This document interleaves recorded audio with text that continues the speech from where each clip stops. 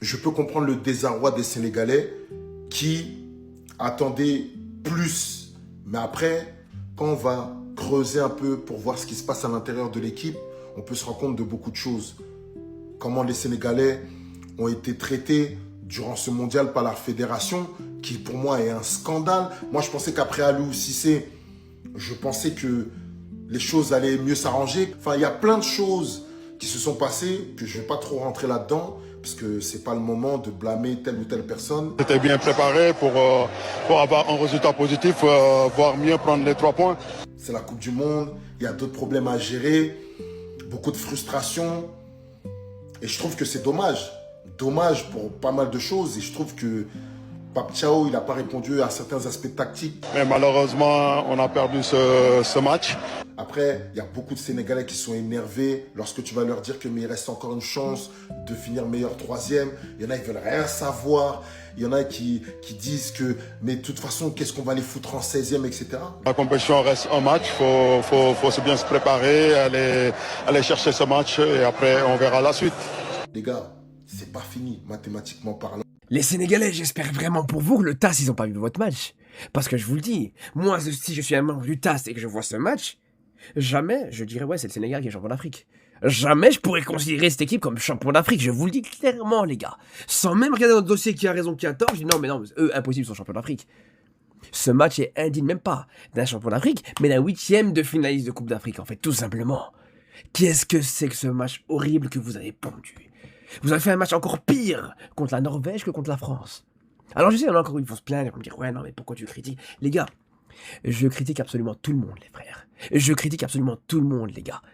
Si on a qui est pas content, c'est la même chose, les gars. Il y a personne qui passe. Il y a personne qui passe. On peut me reprocher ce qu'on veut dans mes vidéos. Mais on pourra pas me reprocher de pas être impartial, les gars. C'est clair et net. Et là, pour ce qui est d'être impartialité, le Sénégal s'était éclaté, les gars. Je vous le dis très clairement. Et est-ce que c'est surprenant? C'était pile ou face, les gars. Soit t'avais le visage du Sénégal de la CAN, soit t'avais le visage du Sénégal de la préparation avant cette Coupe du Monde. Et on a vu ce qu'on a eu. Parce que là, depuis la CAN, les Sénégalais, je l'ai dit plusieurs fois, les gars, ils sont dans leur nuage, ils sont, voilà, la CAN, champion d'Afrique, nanani, nanana. Et puis juste derrière, tu vois bien, contre le Pérou, c'était pas bon. Contre la Gambie, c'était correct face à un adversaire limité. Contre les États-Unis et l'Arabie Saoudite, on n'en parle même pas. Donc c'est même pas une surprise. On a juste vu le visage du Sénégal qu'on voit depuis plusieurs semaines, depuis plusieurs mois, depuis la CAN, en fait, tout simplement. Alors ouais, il reste un match contre l'Irak, il reste une chance pour se qualifier. Mais il va falloir montrer un autre visage. Parce que si c'est pour aller se qualifier en 16e de finale, devant l'Irak, et juste derrière se ridiculiser, ça sert à rien. Juste laisser les Irakiens passer à votre place, et c'est tout, en fait, tout simplement. Quelle catastrophe, vraiment. Les gars, défaite 3-2 du Sénégal cette nuit face à la Norvège. Un doublé d'Erling Haaland qui confirme la forme du moment des attaquants. Ismaïla Sarr aussi qui a répondu aux critiques avec un doublé, mais ça n'aura pas suffi malheureusement. En fait, le problème, et il faut le dire, c'est défensivement. Il y a eu trop d'erreurs côté Sénégal.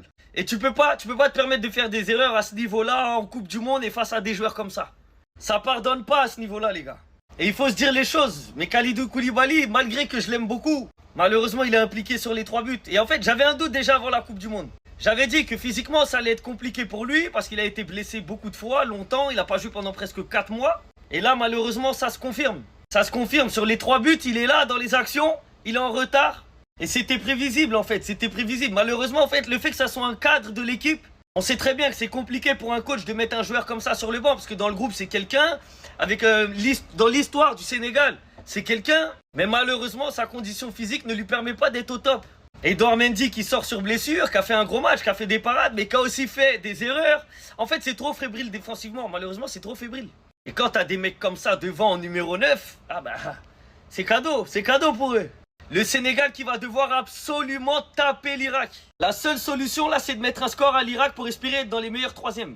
À la différence de but, c'est -3. Il faut mettre au moins 3-0 pour arriver à 0. On s'attendait tous à mieux de la part des Sénégalais. Après, c'est normal, ils sont champions d'Afrique. On a vu qu'ils savent faire du beau jeu, on l'a vu. Mais malheureusement, là, à la Coupe du Monde, les erreurs, ça paye cash, les gars. Donc, grosse déception, mais il y a encore de l'espoir pour finir dans les meilleurs 3e. Mais il va falloir appuyer. Si j'étais Sorlotte, j'aurais dit à Odegaard, t'es un gros suceur d'Erling Haaland. Oui, Oui, j'aurais dit ça. J'aurais dit t'as un gros suceur. Parce que regardez sur cette action. Odegaard, il a vu Haaland marquer. À droite, t'as Sorloth tout seul. Mais le frérot, il a refusé. Il a même pas calculé Sorloth. Il a fait la passe à Erling Haaland. Ça s'est terminé sur un but. En vrai, de vrai, comment vouloir à Odegaard?